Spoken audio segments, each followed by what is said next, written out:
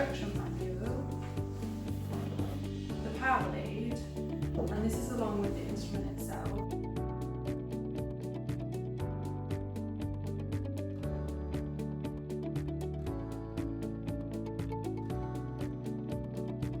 To use the Hotplate stirrer, switch the instrument on using the switch located on the left-hand side.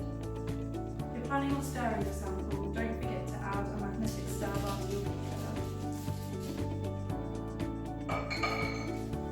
Place your beaker onto the plate and set your desired temperature and speed using the dials on the front. Push the dial in to turn the function on.